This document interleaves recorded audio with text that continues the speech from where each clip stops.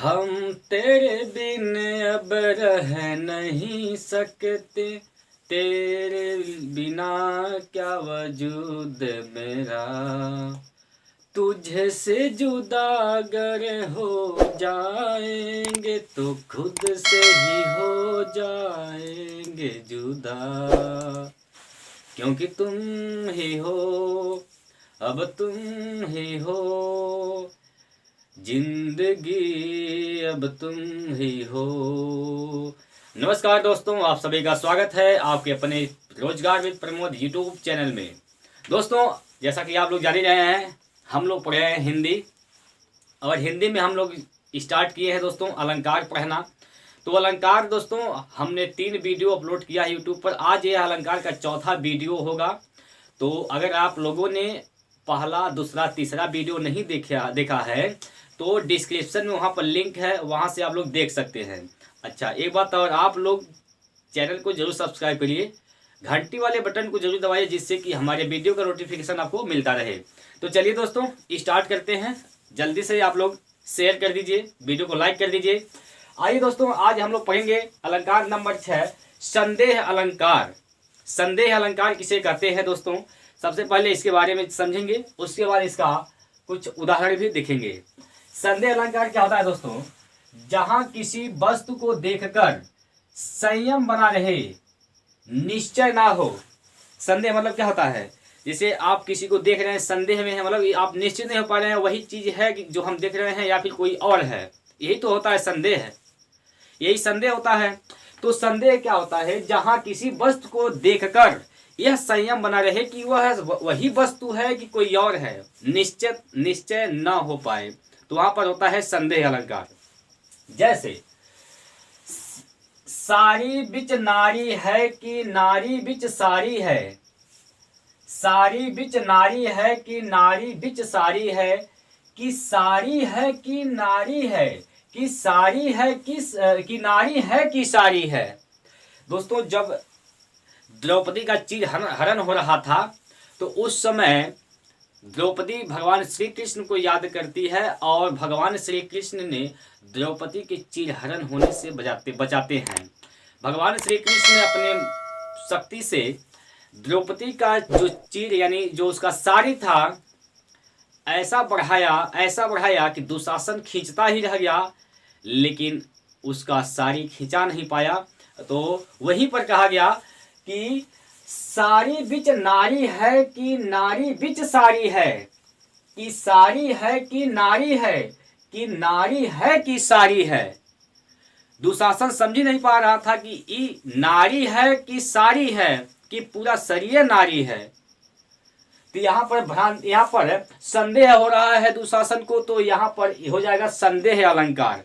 ठीक, ये दूसरा देखिए, यह मुख है या चांद। दोस्तों, अगर जो कहीं या शब्द आ जाए तो वहां भी आप समझ जाएंगे कि वहां संदेह अलंकार होगा। जहां भी या शब्द आ गया वहां आप संदेह अलंकार बता सकते हैं।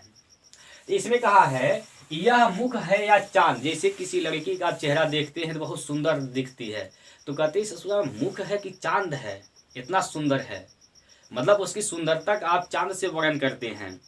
तो मुख है या चांद, तो इसमें आप जो है संदेह में है कि वास्तव में मुख ही है कि चांद है, तो यहाँ भी संदेह अलंकार हो जाएगा।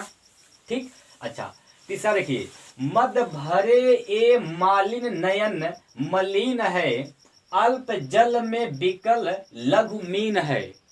मालिन रो रही है, मालिन रो रही है, मालिन की आंखों में आंसू है। तो कह रहा है कि आंसू के बीच में जो नयन है, आंसू के बीच में जो नयन है, वह नयन है कि वह आंसुओं के बीच में, आंसू तो जल हो गया, कि वह छोटे तनिक सा जल में मीन मतलब मछली है। तो यहाँ भी आप निश्चय नहीं हो पाएंगे कि वास्तव में यह नयन है जल के बीच में या फिर छोटी मछली है।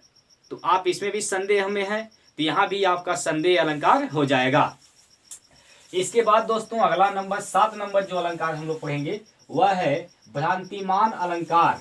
दोस्तों, भ्रांतिमान अलंकार क्या होता है, जब किसी एक चीज को देखकर उसके समान अन्य वस्तु का भ्रम हो जा।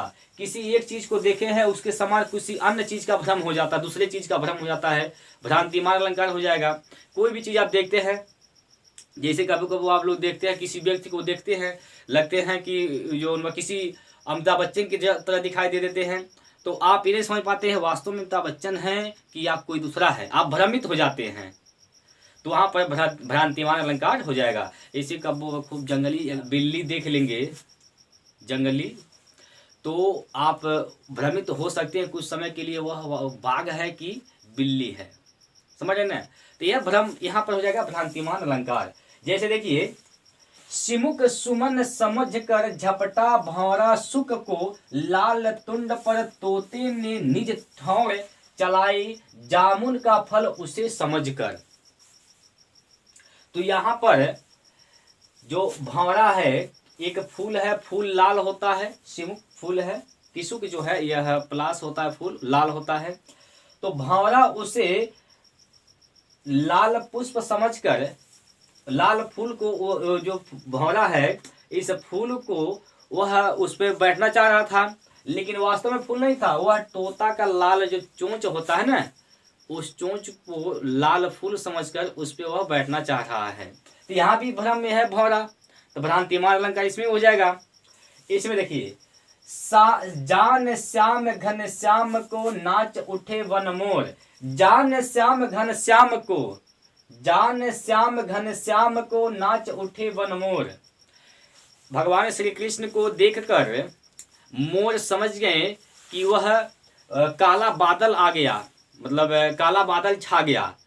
तो वैसे तो भगवान श्री कृष्ण थे, लेकिन वो मोर समझ गए कि ये काला बादल छा गया है, और मोर तुरंत लगे नाचने। जो वन में मोर हैं वह तुरंत लगे नाचने, तो वन मोर के अंदर भी भ्रम पैदा हो गया। तो इसमें भी भ्रांतिमान अलंकार हो जाएगा। ठीक है दोस्तों, आइए दोस्तों अगला अलंकार पे चलते हैं। अगला अलंकार नंबर 8 आपके सामने है विरोधाभास अलंकार। साथियों दोस्तों, विरोधाभास अलंकार किसे कहते हैं? जहां वास्तविक विरोध न होकर केवल विरोध का आभास हो, डायरेक्ट विरोध नहीं होगा, केवल विरोध का आभास होगा, सिर्फ विरोध का एक महसूस होगा कि हाँ विरोध हो रहा है।